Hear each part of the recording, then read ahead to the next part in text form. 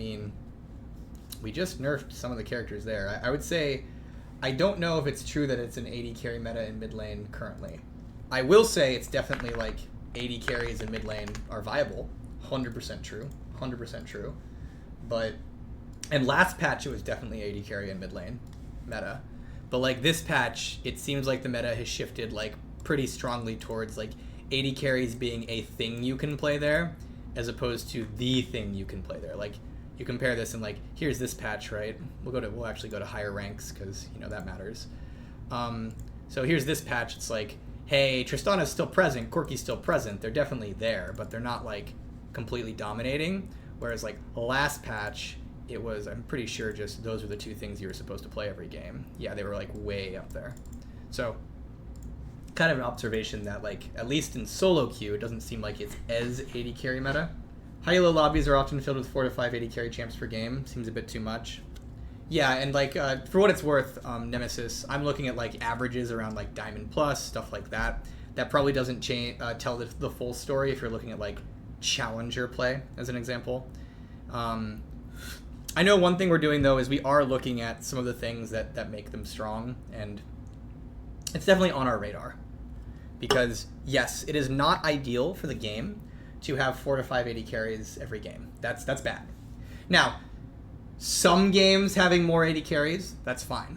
If you see an AD carry in mid every once in a while, that's fine. If you see an AD carry in top every once in a while, that's fine. But that's very different than like the majority of games you play have AD carries in them.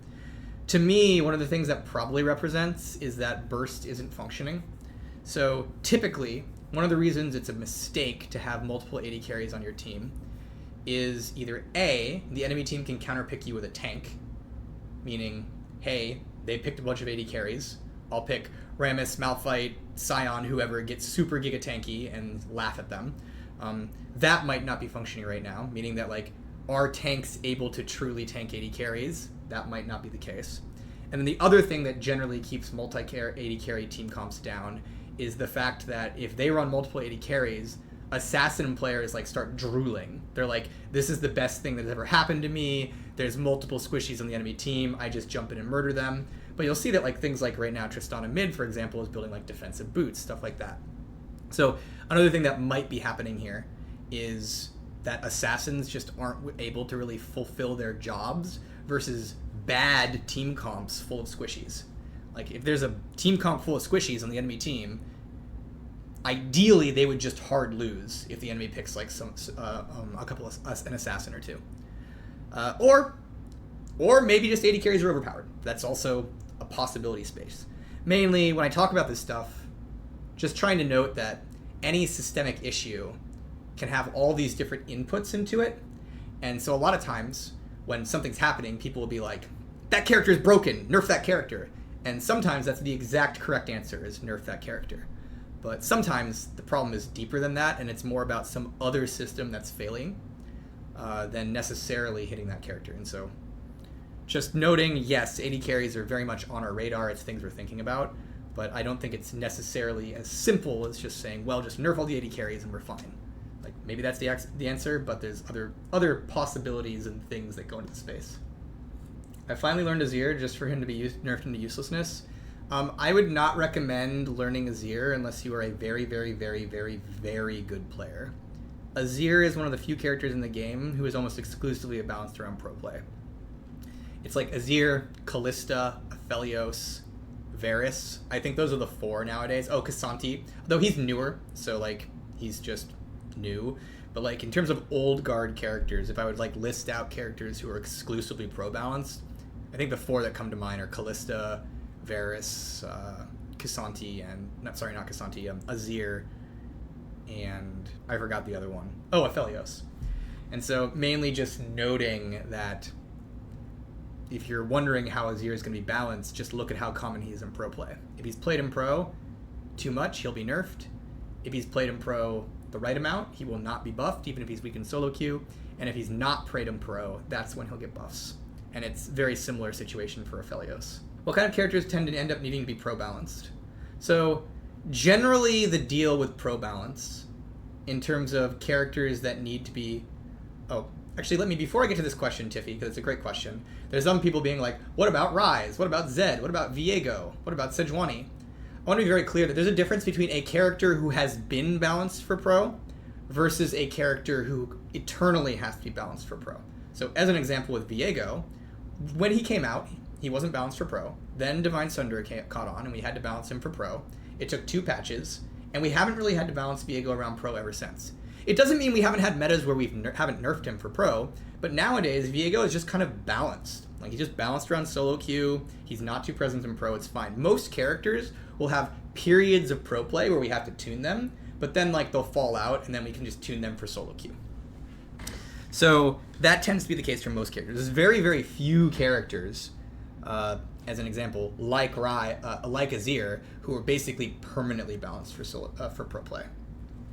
So, and Tiffy asked, what kind of characters tend to end up needing to be pro-balanced? So, pro-balance is a complicated thing, but there's a couple things that go into here. First of all, many new characters will have to be pro-balanced when they come out, and it's not because of some design deficiency, it's not because they're poorly made, it's purely because of the fact that pro players will play a character 100 times before the average player plays them 10 times.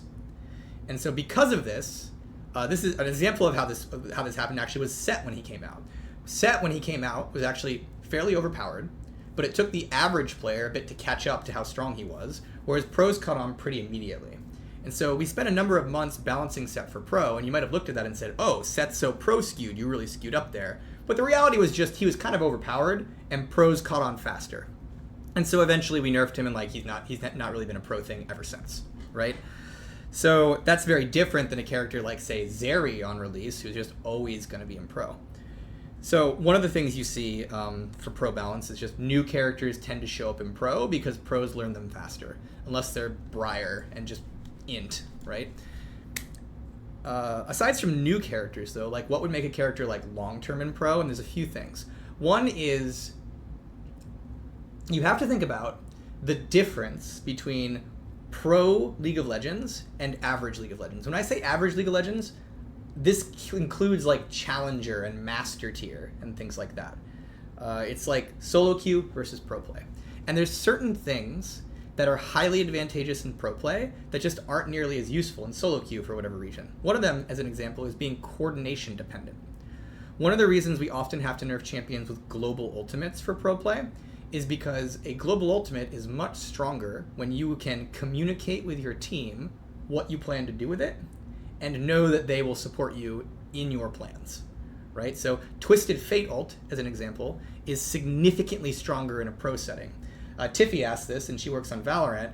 Tiffy, I would compare this to, say, Astra in Valorant getting nerfed for pro, because Astra has global presence with her smokes, which is significantly stronger when you have a team that you're perfectly in sync with, versus a team in solo queue is just not going to be caught up with global presence. And so if something is very coordination dependent, it is significantly stronger in pro play. Another thing that tends to be very, very strong in pro play, and this actually also includes high MMR, so this is something that like our friend Nemesis might abuse, is when a character's counterplay doesn't keep up with the skill level of the player. And so if you, by mastering a character, can transcend that character's counterplay, even when playing against people who are just as good as you, that is very pro skewed. Because pros are some of the best players in the world, and if the output of their skill is a character who cannot be played against, who cannot be dealt with by an equally skilled opponent, that is very, very powerful in a pro setting. An example of this is AKALI Shroud. AKALI Shroud, now, AKALI's not in pro much anymore, but she had a long period of time where she was in pro. And one of the reasons for it was she has this shroud that she puts it down, and she basically says, I don't care who you are, I don't care how good you are, I'm zoning you right now. And that's actually a very, very powerful output in a pro setting, where AKALI can put that down when her team's taking Baron and just zone the enemy AD carry completely out of the fight, and there's nothing they can do, right? And an important note about AKALI is that when she came out, a lot of AKALI's power and damage was in reliable sources. A lot of AKALI's power was her Q, her autos. And so she actually, when she came out, she had this thing where she would cast her E in the opposite direction of her opponents just to use it as a closing tool. She'd cast her ultimate on nothing just to get close to you, and then she'd one-shot you with her things you couldn't dodge. That's very pro-skewed, because it's like, hey, she's mobile, she can get to you, and then she can kill you, and there's not much you can do about it. One of the big things we did to AKALI to get her out of pro play was put a ton of damage in her E. Lol wiki AKALI. If you look at AKALI's E, you'll notice it does an absolutely obscene amount of damage. 350 base damage plus 110% AP. That is an incredibly powerful spell. That's an incredibly powerful spell. And also it has 100% total AD ratio. So that base damage is even higher because AKALI has, like, you know, you can add another, I don't know, like how much AD does she start with? 62? You can add another 62 damage to that at level 1. AKALI's E at level 1 deals 130 base damage. That's nuts for just a spell. That is very, very powerful. And the reason we did this is good players can dodge AKALI's E. Good players are very, very good at avoiding AKALI's E. And so if a lot of her damage is in this spell, and if she misses this spell, she's much less likely to kill you. That is the opposite of pro skewed. Because pro players, it turns out, are really, really good at dodging. And so generally, if a character's skill to play transcends their counterplay, that's more likely to be pro skewed. Where if the better you get at the game, the more counterplay there is. That's likely to be more like normally low skewed. As an example, Briar is pretty bad in pro, and one of the reasons is the better you get at League of Legends, the better you are at just being like, okay, well, I know what she's doing, she's running straight at me, and I can deal with that. So that's like kind of like some of the differences between pro and normal. We've been talking, I was just talking about like spells that, you know, transcend counterplay. One of the most beautiful spells, I think, in League of Legends is the skill shot. And one of the reasons I love a skill shot, this is like EZREAL Q, Morgana Q, you know, Aurora Q, is that skill shots do a really good job of keeping it even between skill and counterplay. As you get better at the game, you'll get better at landing skill shots. But as you get better at the game, you'll get better at dodging skill shots. And so skill shots, when tuned well, generally have this thing where they reward you for getting better at them, which feels really good. It makes you feel really skillful. But at the same time, they reward your opponents for dodging them and getting better at dodging them. And so they kind of like the ability to get good at them kind of keeps pace with the ability to counterplay them as you get better and better and better at League of Legends, which I think like makes for, you know, really good gameplay throughout the entire ladder, whether you're in silver or whether you're in diamond. So that's my pro play thoughts. But if you want to TLDR on the whole conversation, if you want to know what makes a character good in pro play, you need to think of differences between pro and solo queue, and then think about the things that would be strong considering those differences. Another one, actually, I was posted a TikTok about this today, is tanks who don't do damage. There's always people asking, why do you let tanks do damage? And one of the big reasons we do let tanks do damage is because a solo laner who is all utility and no damage is very, very, very pro skewed, because they become very reliant on their teammates being perfectly in sync with their engages. Whereas a tank who can do a little bit of damage, even if they jump in and their teammates don't follow them, they still have something they can do. If they don't do any damage and they jump in and their teammates don't follow up, they're just kind of left out to dry, which is a big problem in solo queue. But in pro play, it's not a problem because they're generally going to be in sync with their team. So like that's an example of like a gap where pro play actually tends to create, pro play tends to make it so that a tank who only has utility is very overpowered when you consider how they have to be balanced for solo queue. And so one of the reasons we tend to give tanks some amount of damage is to mitigate the fact that they need some degree of personal agency to function in solo queue. Otherwise, by the time they're balanced for pro, they become non-functional in solo queue, because pros are just much better able to coordinate a tank engage.